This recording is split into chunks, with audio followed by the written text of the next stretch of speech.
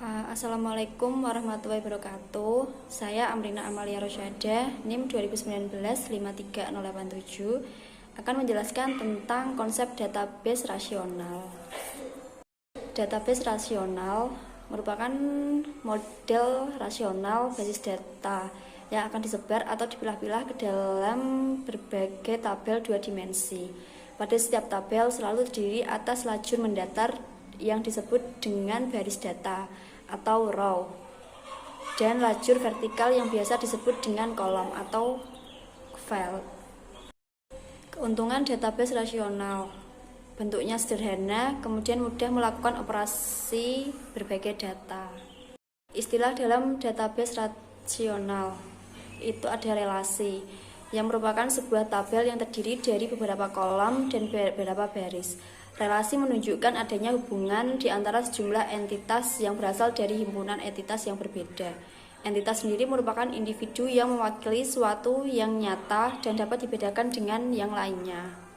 Istilah dalam database rasional yang kedua itu ada atribut, yang merupakan kolom pada sebuah relasi.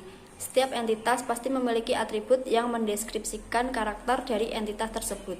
Penentuan atau pemilihan atribut-atribut yang relevan bagi sebuah entitas merupakan hal yang penting dalam pembentukan model data. Kemudian ada tabel atau record. Tabel merupakan baris pada sebuah relasi atau kumpulan elemen-elemen yang saling berketerkaitan menginformasikan tentang suatu entitas secara lengkap. Satu record mewakili satu data atau informasi tentang seseorang, misalnya NPM, nama mahasiswa, alamat, kota, dan lain-lain. Istilah lainnya ada domain, kumpulan nilai yang valid untuk satu atau lebih atribut. Kemudian ada derajat, jumlah atribut dalam sebuah relasi. Dan ada cardinality, jumlah tabel dalam sebuah relasi. Berikut ini contoh. Ada atribut, relasi, domain, derajat, baris, kemudian kolom. Relational key itu ada super key yang disebut kumpulan atribut yang secara unik mengidentifikasikan sebuah tabel ke dalam relasi. Kemudian candidate key, suatu atribut atau satu set minimal atribut yang mengidentifikasikan secara unik suatu kejadian spesifik dari entitas tersebut. Atribut di dalam relasi yang biasanya mempunyai nilai unik.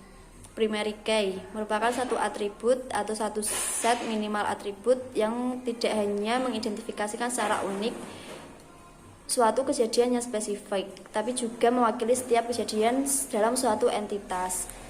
Candidate key yang dipilih untuk mengidentifikasikan tabel secara unik dalam relasi. Kemudian setiap kunci kandidat key punya peluang menjadi primary key, tetapi sebaliknya jika dipilih satu saja yang dapat mewakili secara menyeluruh terhadap entitas yang ada. Kemudian ada alternate key, merupakan kandidat key yang tidak dipakai atau tidak dipilih sebagai primary key. Kemudian foreign key atau kunci tamu, merupakan atribut dengan domain yang sama yang menjadi kunci utama pada sebuah relasi, tetapi pada relasi lain atribut tersebut hanya sebagai atribut biasa. Kunci tamu ditempatkan pada entitas anak dan sama dengan primary key induk yang direlasikan. Berikut ini contoh primary key, alternate key, candidate key pada tabel NPM, nama dan alamat. Kemudian ada relational integrity rules. Null merupakan nilai suatu atribut yang tidak diketahui dan tidak cocok untuk baris tersebut. Kemudian nilai atau konstanta null digunakan untuk menyatakan atau mengisi atribut-atribut yang nilainya memang belum siap atau tidak ada. Kemudian ada entity integrity, tidak ada satu komponen primary key yang bernilai null. Kemudian referential integrity, suatu domain dapat dipakai sebagai kunci primer bila merupakan atribut tunggal pada domain yang bersangkutan. Bahasa database rasional menggunakan bahasa query atau merupakan penyataan yang diajukan untuk mengambil informasi. Bahasa query lebih ditekankan pada aspek pencarian data dari dalam tabel.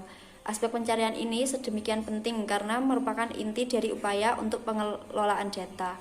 Contoh-contoh database rasional merupakan Microsoft SQL Server, Oracle, dan Microsoft Access. Model dari data relationship.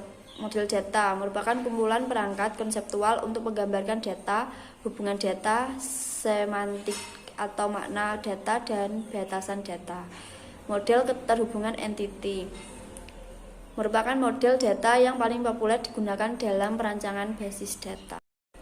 Entity Relationship Model merupakan semesta data yang ada dan diterjemahkan atau ditransformasikan dengan manfaat sejumlah perangkat konseptual menjadi sebuah diagram data, yang umum disebut dengan diagram Entity Relationship atau diagram ER. Komponen utama membentuk model Entity Relationship yaitu entitas dan relasi.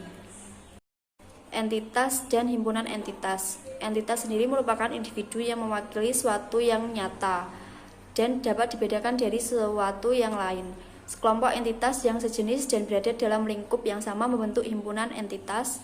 Entitas merujuk pada individu suatu objek, sedang himpunan entitas merujuk pada rampun dari individu tersebut. Penyebutan himpunan entitas ini seringkali digantikan dengan sebutan entitas saja. Contoh-contoh himpunan entitas: semua motor atau motor saja dengan entitas motor Honda, motor Yamaha, dan sebagainya. Semua mobil atau mobil saja dengan entitas mobil Suzuki, mobil Toyota, mobil Honda, dan sebagainya. Semua mata kuliah atau mata kuliah saja dengan entitas sistem basis data, algoritma, struktur data, logika matematika, dan sebagainya. Himpunan entitas mahasiswa dan himpunan entitas mata kuliah. Sebagai contoh terdapat tabel di bawah ini. Untuk menjelaskan hubungan apa yang terjadi di antara kedua himpunan entitas tersebut, maka kita dapat memberi nama himpunan relasi mempelajari atau himpunan relasi belajar. Kardinalitas atau derajat relasi menunjukkan jumlah maksimum entitas yang dapat berelasi dengan entitas pada himpunan entitas yang lain. Berikut ini contoh entitas AB berhubungan, saling berhubungan dan berketerkaitan. Diagram Entity Relationship atau diagram ER. Berikut ini contoh diagram dan keterangan. Persegi panjang menyatakan himpunan entitas, lingkaran atau elip menyatakan atribut yang berfungsi sebagai key dengan digaris bawahi. Belah ketupat menyatakan himpunan relasi. Kemudian ada garis yang merupakan penghubung antara himpunan relasi dan himpunan entitas. Berikut ini contoh IRD, ada nama dosen dengan entitas nama dosen dan alamat dosen, kemudian mengepalai nama dosen dan kode jurusan, kemudian jurusan, kode jurusan, dan nama jurusan. Tahapan pembuatan diagram ER.